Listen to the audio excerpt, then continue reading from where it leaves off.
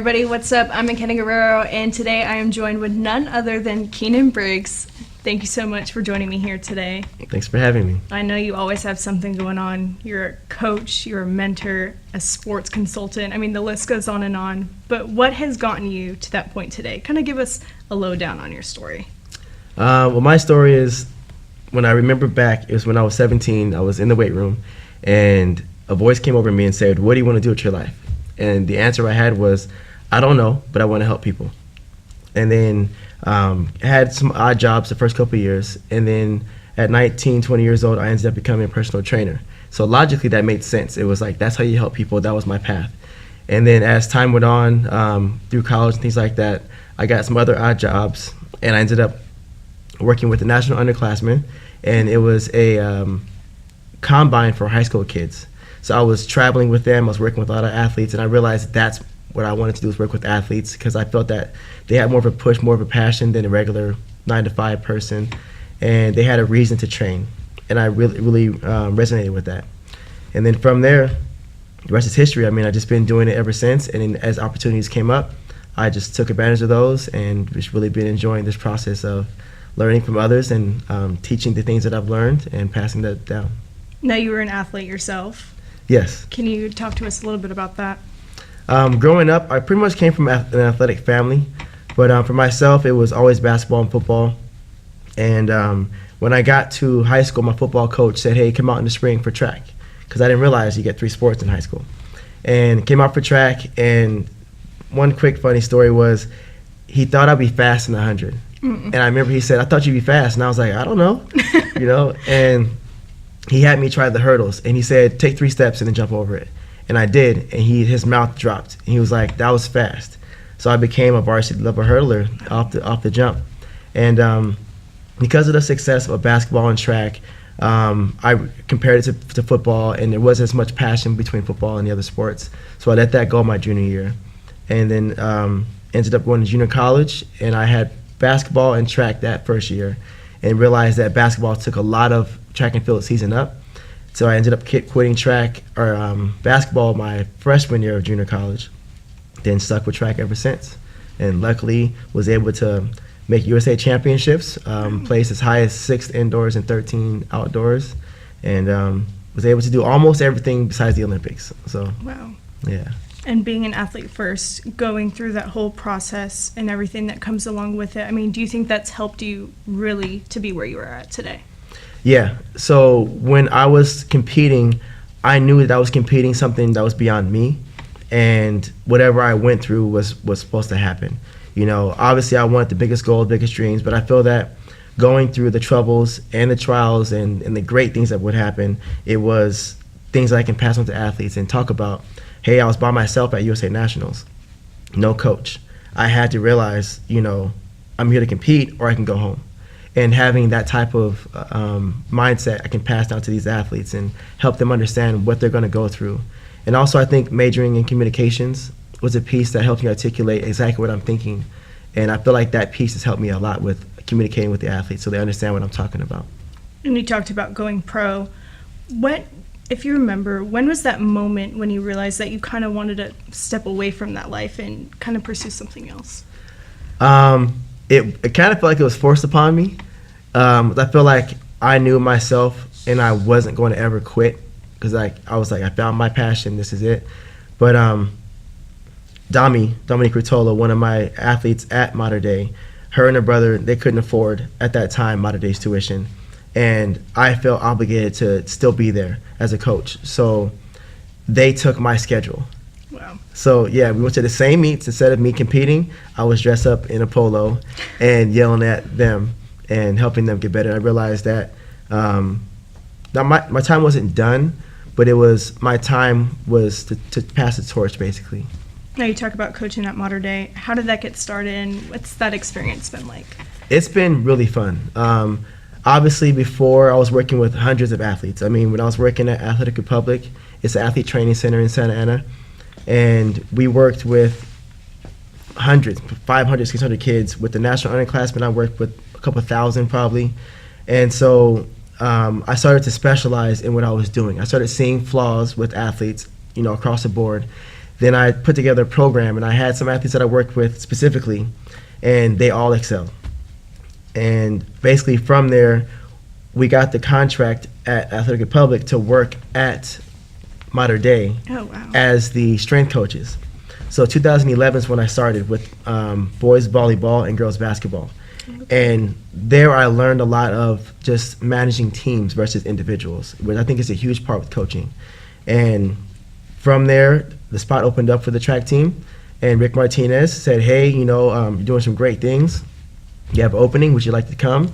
Even if it's like once or twice a week. And I was like, no, I'm in here. Yeah, I let him know that I had some ideas, plans that I kind of had set already. And he said, no, don't worry about it. And I feel that he's a coach that is really respectful. He shows a great staff around him.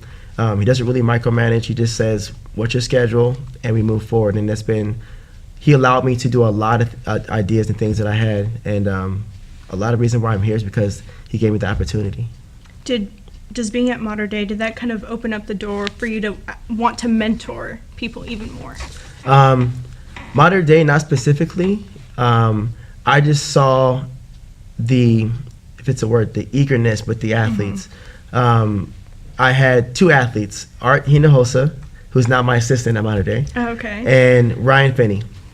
So they came to me and they said, we want to go Division I for track and field.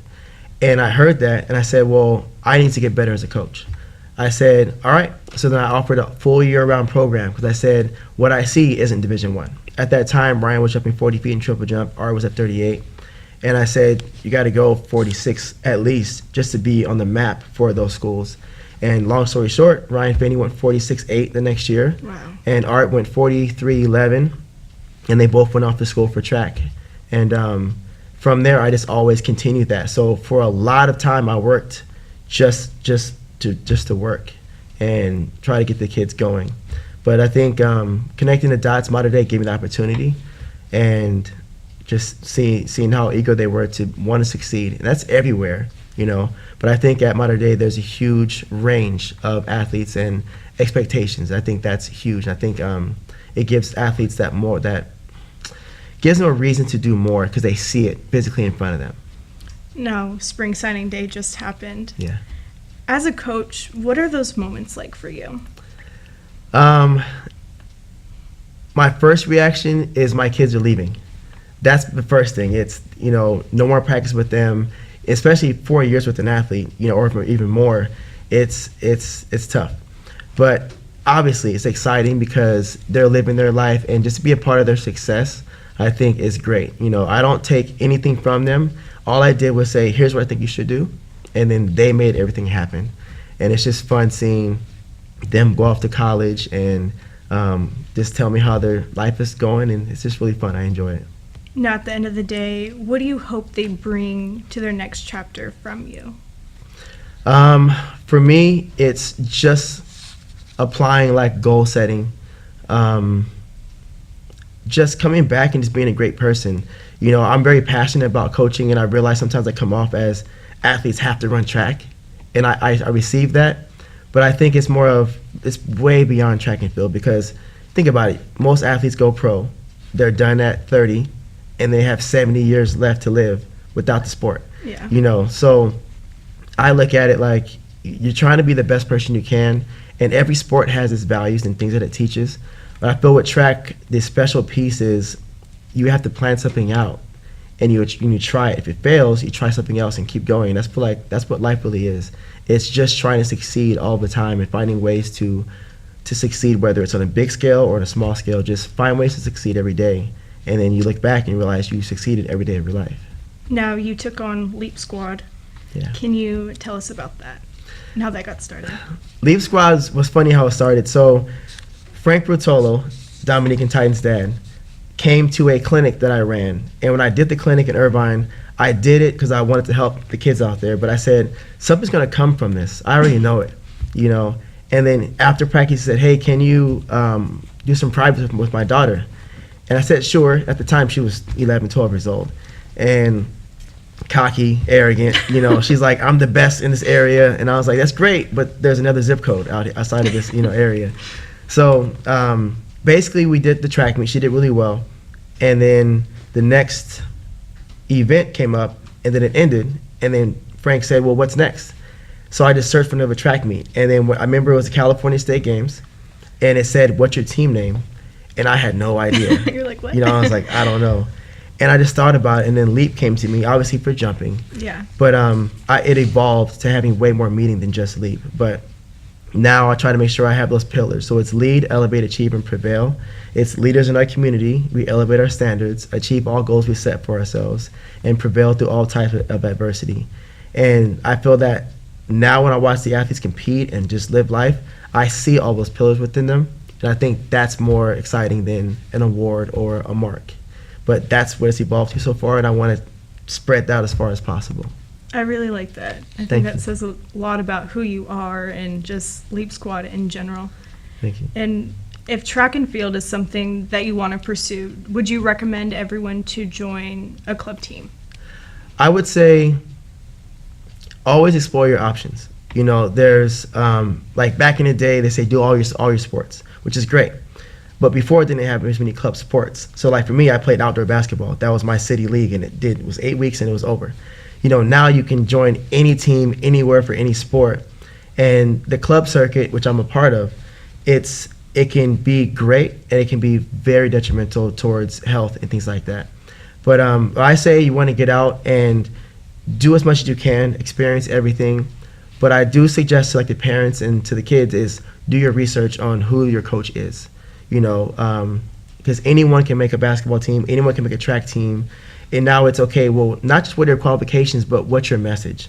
And I think that piece is really important, and if you keep that in your scope of what you're doing, you're going to find some great coaches out there and really get a great experience with the sport. Because sometimes you can have a very hard coach and just get pushed away because it's the coach itself. So you want to find a sport that fits you, try everything, and then go from there. Have you, being in that realm, have you seen a lot of coaches not being there for the right reasons? Yeah. It's a business, especially for high schools. It's about how many banners can we put up, how many championships can we win. For club sports, it's a business. It's how much money can we bring in, how do we build our brand up. And, obviously I'm in it too, so I'm not going to bash anybody, but, Yeah. It's a part of it. And the ones that are in it for the business, it's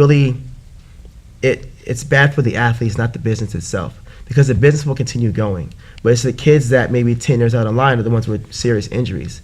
Like I have an athlete that showed up with a complete knee blowout, Wow. and she's 11.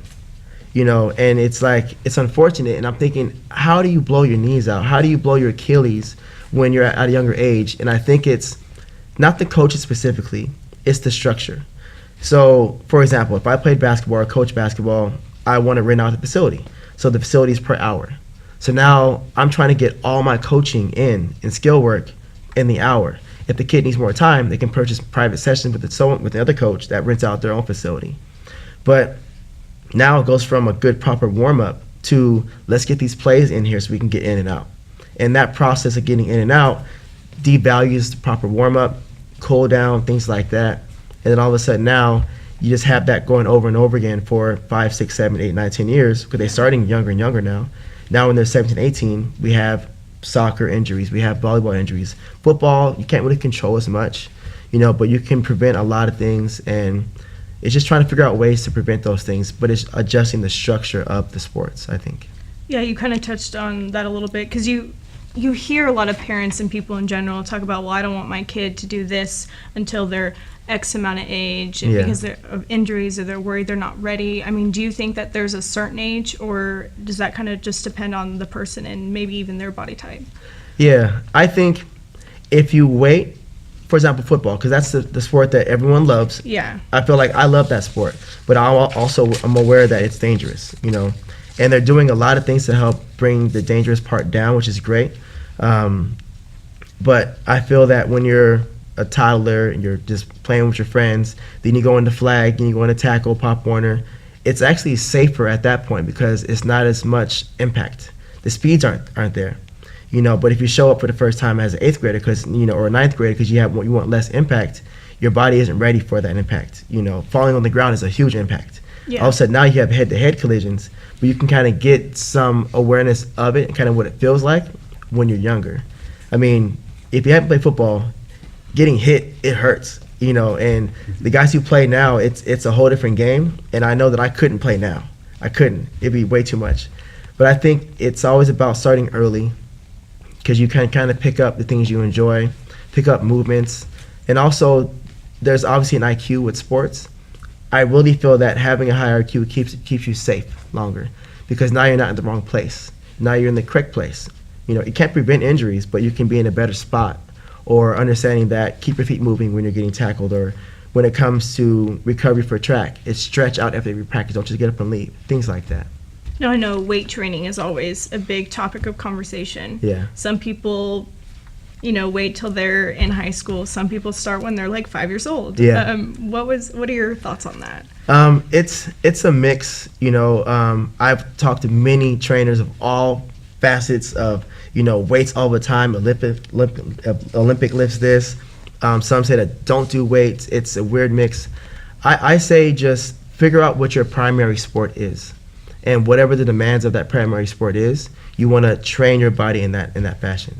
So if you're obviously in a high contact sport, you might need to have the body go through some resistance training to be able to handle recovery, because that's the main piece. But I mean, if you're in certain sports trying to get more explosive, I suggest start with your body movement first, so you can learn how to move your body correctly, have all the movements done right, then you can add resistance on it. So I'm more of a progressive type of person, but I'm also real, understanding that some sports you have to have that type of physique and type of body growth. So it's very important. But the age, again, it just depends on the sport. Like gymnasts, you need a lot of strength training. What if you're a powerlifter and you're young? You need to lift weights. That's what you do. So I don't really have a set age on what you should do, other than know your primary sport and work around that primary sport. Now, I know a lot of people come to you and they say, I want to be here in a year. I want to be here in 6 months. I want to PR in my next event. How do you help these athletes obtain their goals or achieve their goals? Yeah.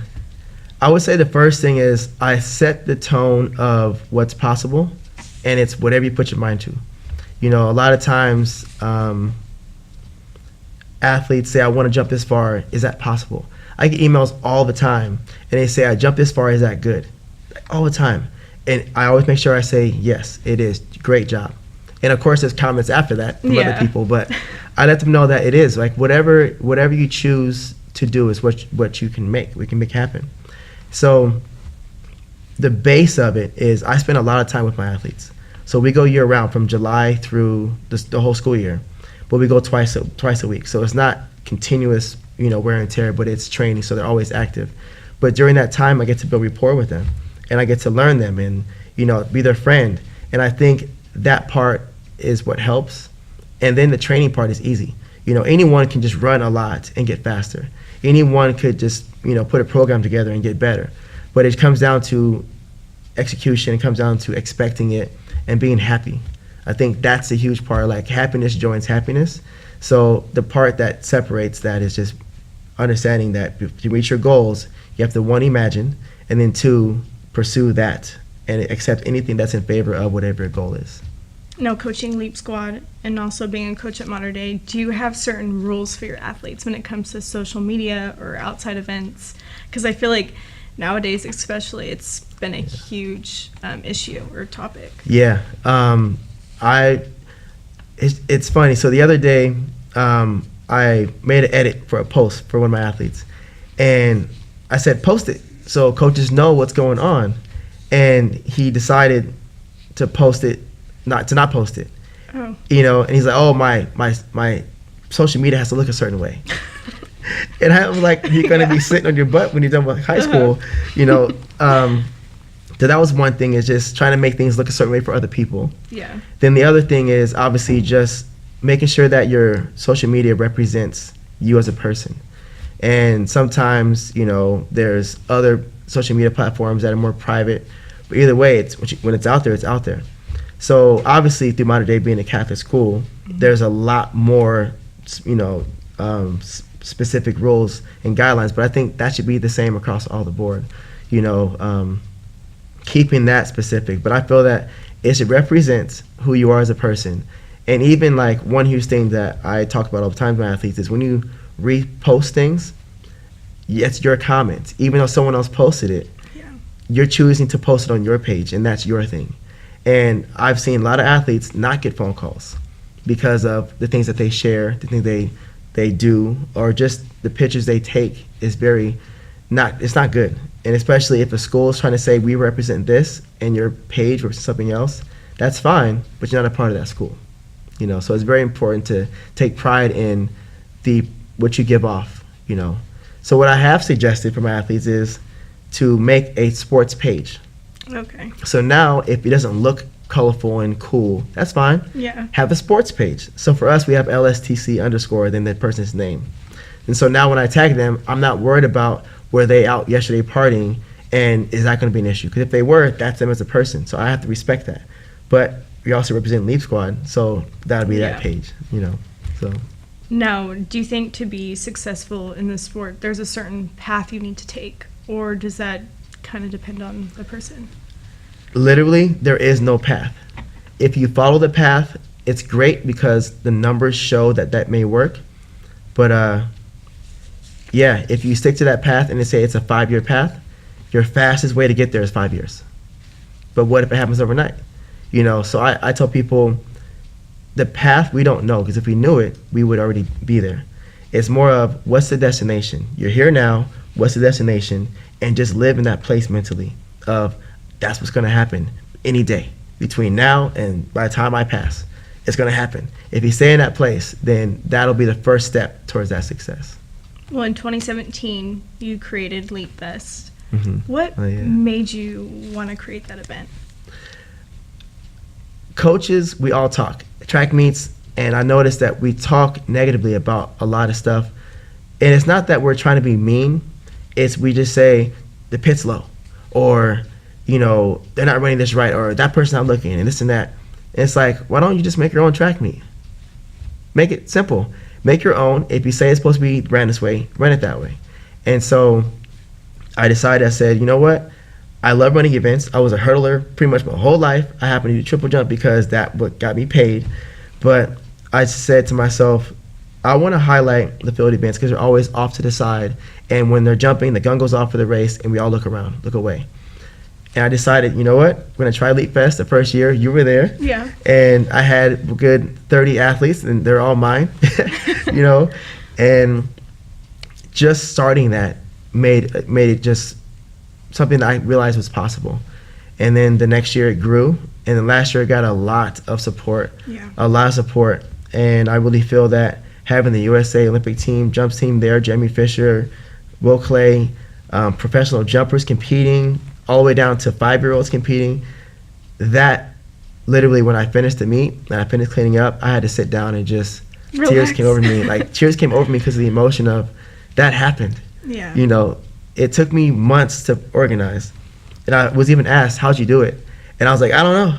I have no idea. But I just thought about it, and everything I thought came true. Well, I mean, it gets bigger and better every year. Yeah. But I think what makes it so special is the family atmosphere. I mean, your dad's out there, your brother's out there. Obviously, you have a ton of families come out there to help support it. And that's really rare to see. Well, thank you. Yeah. And then 2020, you're going to have another Leap Fest. Yes. Do you have any inside scoop for us of what I have gotten some interest from teams and clubs that are nationally known that are coming. So now it's going to go from just a great meet to it's the place to be. And I'm going to set it as one of the first weekends of January. It works better because it's a holiday weekend or holiday break. And it kind of kickstarts the jumps, like how the Reno Pole Vault Summit, how that kind of starts season for pole vaulters. I want to have it start for jumpers. And I want to make sure that athletes know it's not about jumping far. It's about meeting collegiate coaches. It's about meeting other jumpers. It's a way to see the state's top athletes in one place and no pressure, just say hello, meet people. If more Olympians come next year, get autographs. But that is kind of what I want it to be, just kind of meet everybody and just have fun, just mingle with your peers. Well, besides everything you do, you coach youth, you coach the high school level, but you also train up-and-coming athletes, and you have a homeschool group. Can you tell us a little bit about that? The homeschool group was an accident. Really? Yeah. Basically, when Dami and Titan, I said before that that year they couldn't afford it, so that became our homeschool group, and I realized I have all the resources needed for that, and I was thinking about how I could work with other athletes and just expand, because I feel that if I'm stuck to a school, then I'm limited on my ability, and I don't want to have that limitation. And so moving forward, I'm thinking, well, what if there are kids out there that do homeschool, that want coaching, that want the next tier of coaching? Then I thought about, well, there are kids that go to charter schools that don't have a sport. So now that's another opportunity. So I have all the resources. Now it's track and field inspired. It's for track and field, but track and field's a health sport. Yeah. You know, you got to physically be in shape to perform well. And so if I just have a handful of kids that want to be in shape, that are sports minded, then they're welcome to come do PE with me in the mornings. So that I haven't finalized anything yet, but as interest comes, I'll figure out logistically what works and go from there. Have you ever thought about sharing your wisdom with a nationwide audience, whether it be online coaching or even maybe expanding Leap Fest to a tour? That would be fun. Yeah. What scares me is I feel myself, if I think of that, I see myself leaving the kids that I have now. You know, and I think that's where I have to be back to business minded. There's an exit strategy. I can't be in one place and stay there if I want to grow. So that's a piece that I'm learning how to duplicate myself. But on a national stage, yes, that's my goal. Is I want to be one of the nation's top coaches, and I feel like now when I travel even to like New York, I get recognition like, hey, great videos, keep it up. And I'm thinking like, those are old videos, like, you know, when I'm thinking how can I update them, right? And so I just feel that that goal I've met, just the response of, hey, great job at the national level. But I want to get more known, but not more for myself. It's more known as in I'm a resource for athletes. If you don't have a coach, click on my YouTube channel and you can see how to improve. And I love getting athletes that say, hey, I watch your videos. Even one time, kid said, I'm in college now. I watch your videos all through high school. I improved. Wow. I'm in college now. I'm like, you could have told me this. Yeah. You know, so that whole experience is great. And even now I do DBAs where athletes send me videos. Okay. And I break down the flaws where most coaches stop. Then I give them solutions on how to fix the flaws. And all the time, you know, hey, I gained 2 feet in triple jump. I have an athlete now, Sam, that's in Chicago, 2-foot improvement, and I've talked to him once. You know, this kid in Canada, Jordan Neely, I believe, last name, he's 13 now. He's gained 4 feet in triple jump. Oh, wow. Now, it's not just me. I'm not going to sit here and say I did it. He has his coaches, he has his parents, you know, all of them have their other resources. I just happen to be another addition to it, maybe the piece that was missing. You know, so I'm not here to take anyone's shine. It's just, hey, also, here's another pair of eyes looking at something. Try this too. And that's that, and keep that going. I mean, it all starts who you surround yourself with, though, and who's in your corner. And you've helped so many people. Thanks. But like being a coach and seeing a lot of controversies in all levels, when it comes to the bylaws, do you think that there's anything that should be changed and needs to be changed? Yeah. The first thing is, all right, I'm not trying to bash anyone. No. So let's just go with collegiate coaches make a great living, right? Because they're in a great institution, there's money available. Let's just assume that they make the highest amount of money compared to high school coaches, right? High school coaches get stipend. They spend a lot of time with the development of an athlete. I'm talking more track and field right now just because I understand that the best. And then you have youth coaches, which typically are ran by mostly parents. So as a youth coach, if you have elite athletes at the top level, you typically move up with them. Then you leave the younger athletes. And I look at it like you have an athlete who's 8, 9, 10 years old. They're phenoms. You get to high school, they're good. And let's say during that process, there's bad habits that are created. Maybe it's, I'm just good. I'm going to ride my talent as far as I can. Get to college. Now a college coach, he or she, has 4 years to fix all of it. You know, and it's hard. It's really hard. And so I look at it's backwards. I feel that there should be the kids, the coach should be paid more at the younger level to set the foundation. Yeah. Then in high school, maybe it's still the middle route. And then not saying drop all the pay from the college coaches, but it's divided up a little bit. Maybe find ways to bring in more money for the club teams, things like that.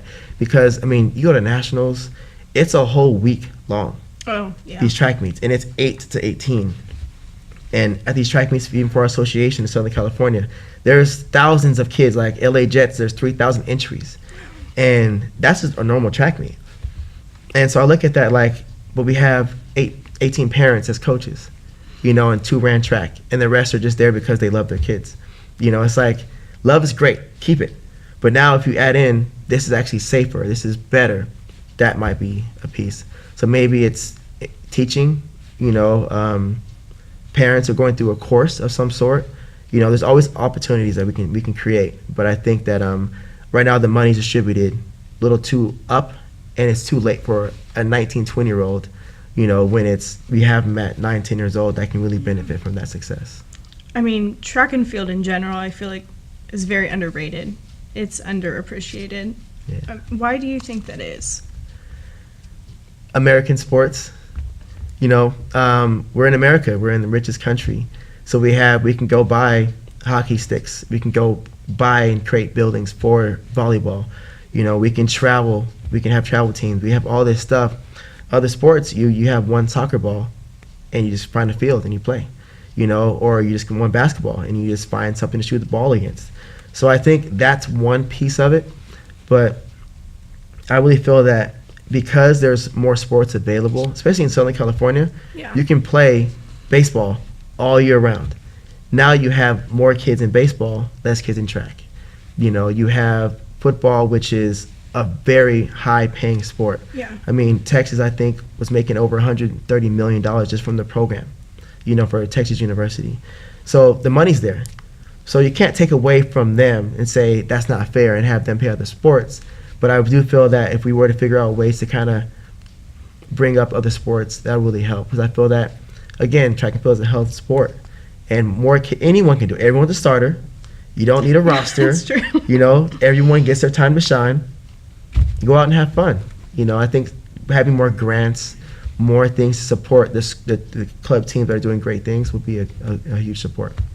When you look at certain events, you see kind of a lack of gender in some of them. In jumps, there's not as many males. Yeah. Why is that? Football, because I get it. When it's in season, it's great. When it's out, you miss it. So you want to do everything you can for it. So now there's this huge, business of 7-on-7, things like that. I'm not against it because I did passing league when I was in football also. But the thing that scares me, again, back to the question before, is anyone can be a coach. If I really wanted to go get 10 kids, I can buy nice uniforms and pay our entry fee and go to any type of these tournaments.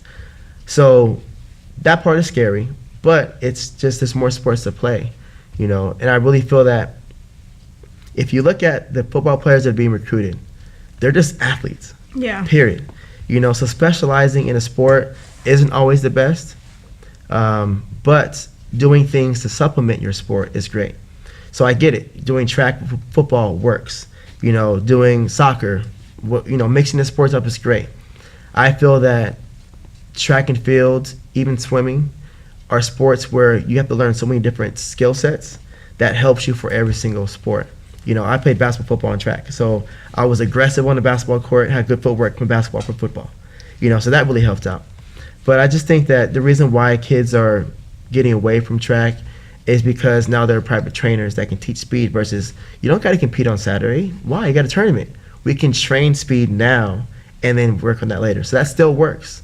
I just think there are a lot more options now, and it's just kind of thinning out for certain sports. Now, besides everything you do, Mm-hmm. you're a motivational speaker. What do you hope people gain from listening to you? Well, I think what I'm trying to pass on is just think more. That's it. If you have an idea, think about it. If you have a way of thinking, like this is your set way, just question it. Is this the best way? Is there a better way? If you say yes it is, then perfect. Just always whatever your thought process is, just consider other ideas and compare that to yours where you're at. Yeah. So what does a day in the life of Keinan Briggs look like? Oh, man. Well, now, because I'm working with Dami, I get up and I try to answer emails. I try to respond to direct messages and athletes ask me to watch videos, things like that. And I try my best to do that. And I got 3 hours to do that. Then I head to Athletic Republic or to the track with Dami, and we do our normal training. And it's really good because obviously she's bonding. It's been 8 years now. We're 7 years we've been training together. So we get a lot of things done. And the scary part is it has to work. You know, it's different. And if it fails, it's like, I told you so. If it works, it's like, well, how'd it work? So everything has to be documented. Everything has to kind of be in that place. But that's the practice. Then I'll have a good hour just to like sit down and eat. And then I go to the high school practice and then hang out with them all day. That's fun. And there it's different because you go from one-on-one specific, like, let's get focused, to teenagers. Freshmen, seniors just running around. And then you go from that, I have a good 30 minutes. Then I have the youth club team. And now I'm with 8-year-olds. And so that's the week. But now we're in season. You add in a youth meet. You add in a high school meet. The youth meet is Saturday and Sunday. Oh, wow. You add in high school maybe Saturday and Thursday. Then Dami's meets would be Friday or between those meets. So last week I had 4 track meets in 1 week. And I get it. As one of my athletes would say, all you do is stand around all the time. You know, I tease her for that. But it's tiring. You know, I'm not like physically doing labor work, but it's being supportive, being, you know, a mentor, being there in a positive place for them, and just getting to a track meet 3 hours early so they can check in, warm up, and then compete. And you could have showed up literally if you wanted to when they competed. So now a one event takes 30 minutes, you're there for 5 hours. You know, things like that. I mean, you help and inspire so many people, but at times, does it ever get overwhelming? Yeah, it does. 2018, when I did the vlogs, or 17 the vlogs, I was able to do those because I'd wake up, I'd work out, then I'd just have free time until 3 o'clock. And I was like, let me vlog, let me edit these videos and do some more fun stuff. But that became overwhelming because it was like, I didn't know how to edit. So I had to watch all these videos. I watched Casey Neistat, and that's who taught me everything. I just watched what he did. I'm like, oh, he put the camera right there. He did this. So I was setting things up, and then I didn't know how to edit. So I did all that stuff. I had to like figure out, oh, I like this song, but this song doesn't fit the vibe of the video. So I had to change all these things, and it was like 6 hours of editing. And what was your question? Day in the life? No. Does it ever get overwhelming? Oh, overwhelming. Yeah, so that's that part of it. And then just always being a positive person.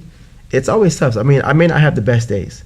You know, for example, there was a period in my life where I was making less money than my bills.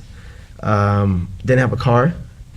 And I would take the bus an hour and a half from Fullerton to Santa Ana. Wow. To coach Mater Dei. Then I would hop on the bus again another hour and a half to go to Tustin, where I would coach the club team, where we train in the outside field of a baseball field. And then I coached them. And mind you, I had my backpack and all my training gear, like hurdles, everything, medicine balls, all that stuff. Oh, yeah. All right. And then it would be another 2 hours back because the buses ran different times. I did that probably for 9 months straight. And there was a period, it was like 5 months before that. And I wanted to give up so many times. But I just knew that when I make it, no one's going to do that ever again. Like, no one would ever follow in those footsteps. So I looked at it like, you know, this is great. But I had to be the happiest person at practice. So literally, that was my time to have fun, was with the athletes. You know, so when they did well, I was like, this is good. So I would live off of their excitement. When I was going through my personal challenges, during that time, I was probably depressed, you know, and I think the depression came from sports because you gotta think about it. You're ranked in the world, ranked in the U.S. You're doing all these workouts. You're physically in this great shape. Everything works for you. You're sacrificing a lot, and then you get injured, or your career's done, and it's like, now what? And it just stops. And so at that time, I was trying to figure out who I was. Before, I was Keinan Briggs, the athlete, and then now people like I'm just Keinan Briggs, a civilian, So that piece was hard. And one of my buddies, he's a coach at Premier Athletics, and he's finishing up his master's degree, and he had me do a survey, and it was talking about how did you transition from college sports to real life. And I said I was dropped out of a plane, just thrown out, and said, go live life, there's life. And I really feel that there has to be a transition. And I just watched the Dwayne Wade retirement type of documentary, yeah. And he said he's going through therapy. He said he wants to because he needs to learn how to be a regular person. And I really feel that they need that in the college system. They need to have that, whether it starts the year before, maybe it's a class, but it needs to be in it, because there are so many athletes that have the same dream of going pro, and their last football game or basketball game is that day, or they get injured. Imagine never being able to play ever again because of injury. It's tough, and I think that depression came from that, and I had to learn who I was as a person, and from there create who I was as a person, which is kind of where I am now. Yeah. But it took a while for me to realize that. I mean, in those tough times, everyone goes to you. I know people were still going to you. Yeah. Who did you go to? Or did you not? My mom is who I went to first. She's so positive, but sometimes it's too positive. You're just like, no, hear my story, But God, really, I had to find my peace. I had to figure out where my life was going. I had to talk to, everyone has different religions, all those things, but I had to go to my source, basically, and figure out what the plan was, what's going on. And that's what really helped. And when I found that, life just switched like that. And it seems like all those stresses I went through, I would cry all the time, every day. But it wasn't crying because I was sad. It was crying because it was a transition. It was, I'm realizing what life really is. And I think that's why Leap Squad embodies what it does, is because track and field is going to end. Football is going to end. Basketball is going to end. It's that 1% that get there and live it the whole time. But even then, it ends. Kobe Bryant is what, 40? Oh, yeah, something? A little bit older, yeah. So what? He has a whole life to live again. It's like it's a process, and it's finding who you are. And I think that's a huge piece of it.